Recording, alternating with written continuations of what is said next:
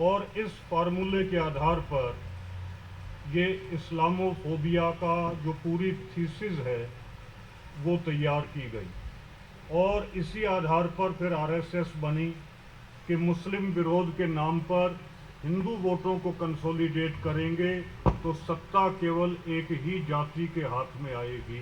1925 में आरएसएस बनी और इसकी जो एंटी थीसिस थी वो 1923 में बनी, जिसमें पंजाब में सर छोटू राम और मियां सर फजल हुसैन साहब ने लाहौर में नेशनल पंजाब यूनियनिस्ट पार्टी बनाई।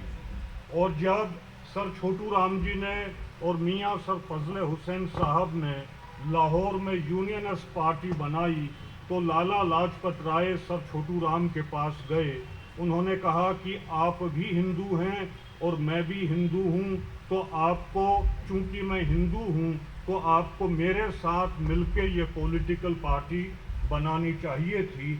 आप उस जमीन के ऊपर जो है जब कॉरपोरेट उस जमीन को छीनेगा तो उसके खिलाफ जो है वहाँ मेव मुसलमान खड़ा हो सकता है, जिसके बारे में सर छोटू राम जी कहा करते थे कि जाट का हिंदू क्या और मेव का मुसलमान क्या। ऊपर की महिलाएं वोट दे सकती हैं। तो जिस समय ये प्रस्ताव पारित हुआ, ये कानून बना कि 30 साल से ऊपर की महिलाएं वोट दे सकती हैं, उस समय भारत का जो आम, हम जनरलाइज नहीं कर रहे, लेकिन फिर भी जो आम ब्राह्मण था, आम ब्राह्मण नहीं, जो खास ब्राह्मण था, जिसमें मदन मोहन मालवीय, लोकमान्य तिलक, डॉक्टर हेडगेवार और सावरकर जैसे ख्यात लब्ध लोग शामिल थे, उनके कान खड़े हो गए। तो उन्होंने एक फार्मूला तैयार किया कि अगर मुस्लिम विरोध के नाम पर हिंदू वोटों को कंसोलिडेट किया जाए तो सत्ता केवल और केवल एक वर्ग के ही हाथ में आएगी। और इस फार्मूले के आधार पर ये इस्लामोफोबिया का जो पूरी थीसिस है वो तैयार की गई और इसी आधार पर फिर आरएसएस बनी कि मुस्लिम विरोध के नाम पर हिंदू वोटों को कंसोलिडेट करेंगे तो सत्ता केवल एक ही जाति के हाथ में आएगी। 1925 में आरएसएस बनी और इसकी जो एंटी थीसिस थी वो 1923 में बनी, जिसमें पंजाब में सर छोटू राम और मियां सर फजल हुसैन साहब ने लाहौर में नेशनल पंजाब यूनियनिस्ट पार्टी बनाई। और जब सर छोटू राम जी ने और मियां सर फजल हुसैन साहब ने लाहौर में यूनियनिस्ट पार्टी बनाई तो लाला लाजपत राय सर छोटू राम के पास गए। उन्होंने कहा कि आप भी हिंदू हैं और मैं भी हिंदू हूं, तो आपको, चूंकि मैं हिंदू हूं, तो आपको मेरे साथ मिलकर ये पॉलिटिकल पार्टी बनानी चाहिए थी।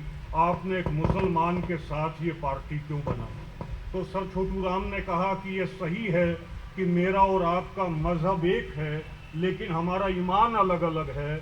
और ये बात भी सही है कि मियां सर फजल हुसैन साहब का और मेरा मजहब अलग अलग है, लेकिन हमारा ईमान एक है और हम लोग ईमान पर खड़े होकर लड़ने वाले लोग हैं। आपने बात की जवाहरलाल नेहरू की और महात्मा गांधी की कि पहले महात्मा गांधी को ख़त्म किया जाएगा और फिर जवाहरलाल नेहरू को ख़त्म किया जाएगा। ये ठीक है, लेकिन इससे पहले मियां सर फजल हुसैन साहब और सर छोटू राम जी को तो पूरे तरीके से जमींदोज किया जा चुका है, जो पंजाब के लिए लड़े। और पंजाब उस समय हिंदू, मुस्लिम, सिख, ईसाई की यूनिटी का एक मॉडल हुआ करता था, जिस मॉडल को पंजाब से निकलकर पूरे भारत में जाना था। लेकिन पूरे भारत में वो मॉडल जा पाए उससे पहले ही पंजाब को तोड़ दिया गया, जिसे मुझे माफ़ करना, जब तोड़ा गया तो उस दस्तावेज के ऊपर गांधी के भी हस्ताक्षर हुए और नेहरू के भी हस्ताक्षर हुए। आज तो जिहाद जो है वो केवल जो है रूह अफ़जा जिहाद भी शुरू हो गई है कि भाई रूह अफ़जा जो है उसको भी हम लोग जो है वो करें। अच्छा, इसमें दूसरा कॉरपोरेट भी जुड़ा हुआ है। अभी 10 साल पहले खाप पंचायतों को बड़ा मीडिया गालियां दिया करता था। उसकी वजह ये थी कि खाप पंचायतें एनसीआर में हैं और एनसीआर में कॉरपोरेट को ज़मीन जो है वो हथियानी थी, इसलिए पहले बदनाम करो।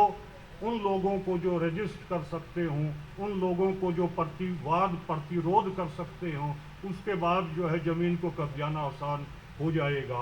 आज दिल्ली मुंबई कॉरिडोर बन रहा है, इंडस्ट्रियल कॉरिडोर, जिसकी वजह से जो मुस्लिम्स की ज़मीन है, खासकर मेवात इलाके की, अरावली श्रृंखला की, वो ज़मीन बहुत महंगी हो गई है।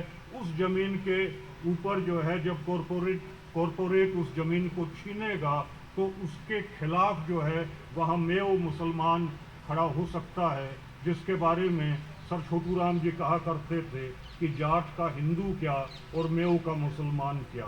तो वो लोग जो खड़े हो सकते हैं, ट्राइबल जो लोग खड़े हो सकते हैं अरावली श्रृंखला में कॉरपोरेट अगर ज़मीन हथियाता है उसके खिलाफ, इस वजह से करीबन 1.5-2 साल पहले हरियाणा के अंदर बीजेपी ने ये कोशिश की कि जो है मेवात में दंगा हो जाए, जिस दंगे को विफल कर दिया गया, जिसके पीछे किसान आंदोलन की एक बड़ी भूमिका थी, क्योंकि किसान आंदोलन में सभी जो है आपस में बैठे थे और आरएसएस की ट्रेनिंग तो 1 हफ्ते की आईटीसी, फिर 21 दिन की ओटीसी, फिर इनकी नागपुर में 40-42 दिन की ट्रेनिंग होती है। लेकिन यहाँ गुरु नानक देव जी की कृपा सदके 1.5 साल तक जो है वो हमारी ट्रेनिंग हुई दिल्ली मोर्चे के ऊपर, जिसकी वजह से ये जो चाह रहे थे कि मुसलमानों के खिलाफ, मेवातियों के खिलाफ हरियाणा में दंगे करवाकर और फिर इनकी ज़मीनों को हथिया लिया जाए, तो उसके खिलाफ इनको प्रतिरोध हरियाणा में देखने को मिला। और जिस कौम को ये बदनाम कर रहे थे, खासकर जाट बिरादरी को, वही सबसे ज़्यादा आगे आकर अपने मुसलमान भाइयों के साथ खड़ी हुई।